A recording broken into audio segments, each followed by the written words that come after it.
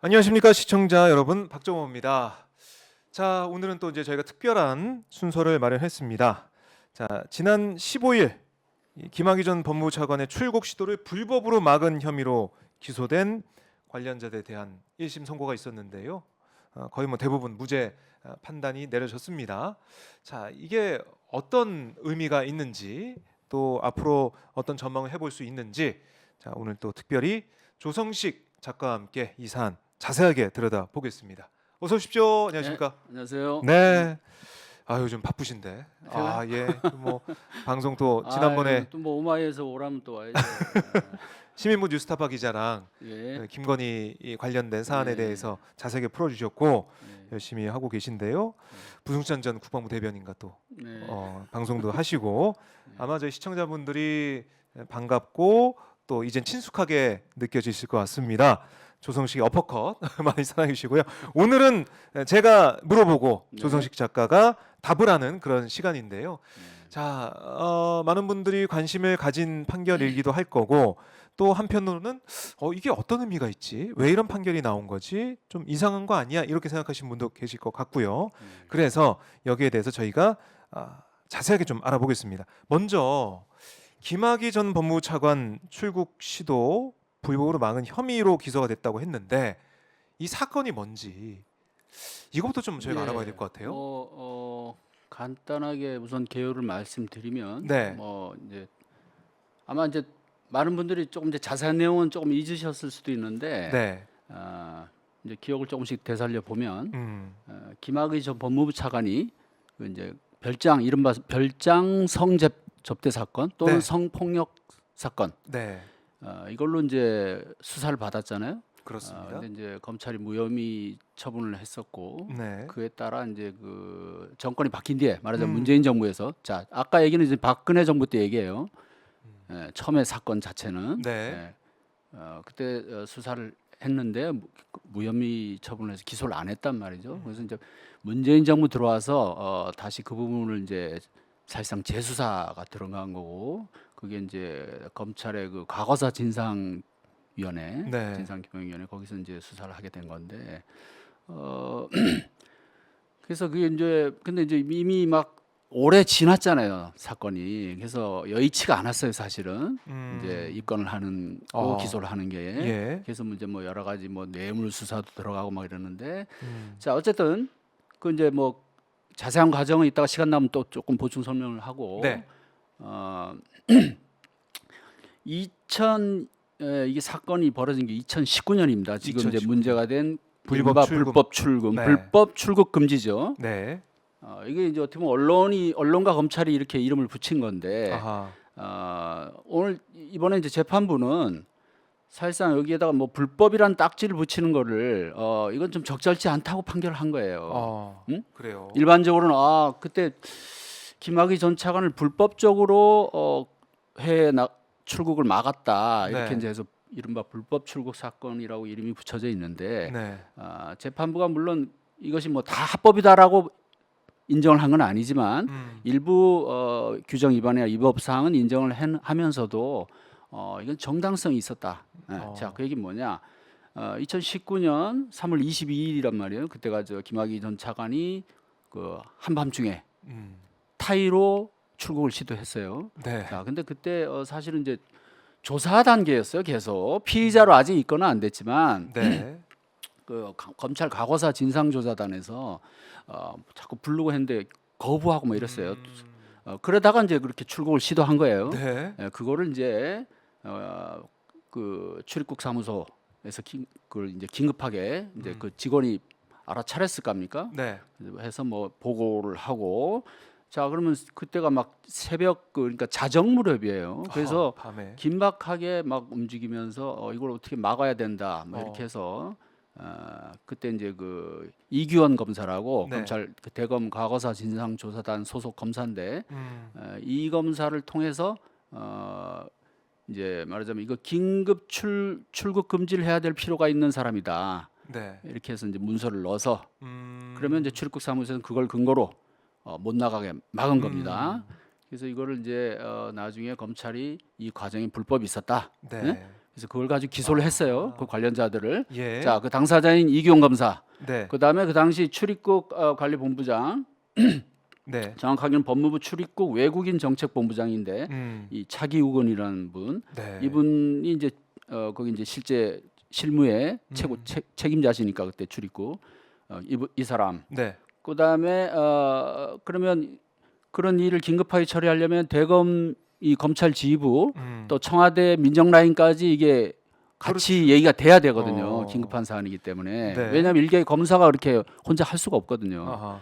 그래서 거기에 또 관여했다고 그 당시에 이제 알려졌던 이광철 네. 전 민정비서관이에요. 당시에는 그때는 비서관은 아니고 선임 행정관이었는데 그 사건 당시에는 나중에 이제 민정비서관까지 지냈죠. 네. 그때 나중에 조국 민정수석 그 밑에서 아마 민정비서관을 했던 걸로 제가 기억이 나는데, 자, 이 사람 네. 그다음에 그 마지막 단계로는 이제 검찰이 그래서 이거를 이제 수사를 해요. 수사를 하는데 이거를 또 수사를 제대로 못하게 막았다.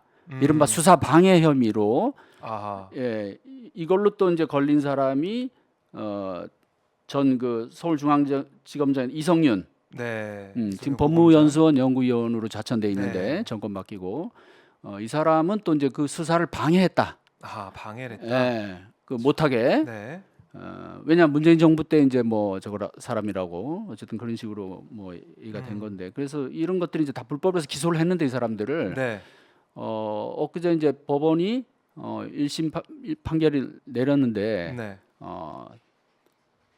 100% 무죄는 아니고 한 95% 무죄를 내렸어요. 95%. 자, 일단 그 차건규, 네. 그다음에 이광철, 그다음에 이성윤, 이 네. 세 사람은 다 직권남용 범죄인데 네. 다 무죄가 선고가 됐고, 이규원 검사도 사실상 뭐 무죄는 아니지만 무죄나 마찬가지라고 볼 수 있는데, 왜냐하면 일부 그 이제 사소한 범죄, 그 뭐 서류를 네.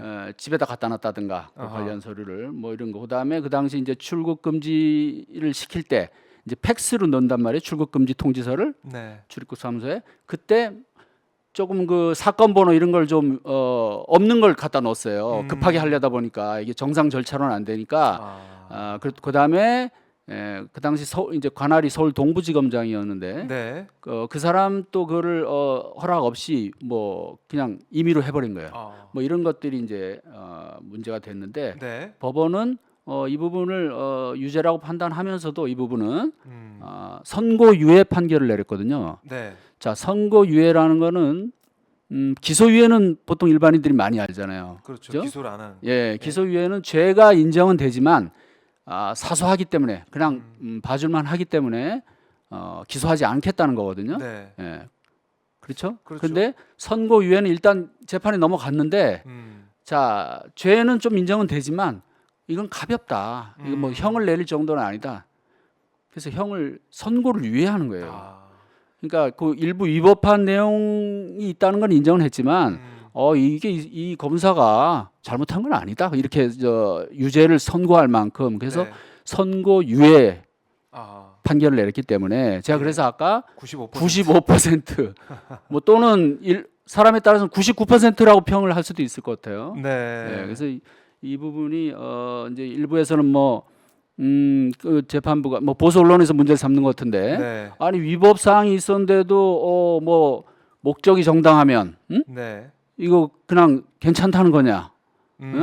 아주 안 좋은 선례다 뭐 이런 비판도 있고 그런데, 네. 어쨌든 재판부의 판결 취지는 법도 중요하지만 크게 이 사건 이 당사자들이 한 행위는 정의에 부합한 행위다. 정의에 부합한 행위다. 충분히 그렇게 해야 될 이유가 있었고 목적이 분명했고 사사로운 행위가 아니었고, 그다음에 더욱이 만약에 그렇게 그 중대한 사건에 조사를 받던 사람이 네. 만약에 그대로 해외로 나가는 걸 방치했다면 아. 그 얼마나 더 큰 국민적인 그 비판과 네. 또 그 엄청난 그 또 의혹이 제기가 되겠죠. 누가 뭐 빼돌리게 했냐, 누가 눈 감아줬냐, 그죠?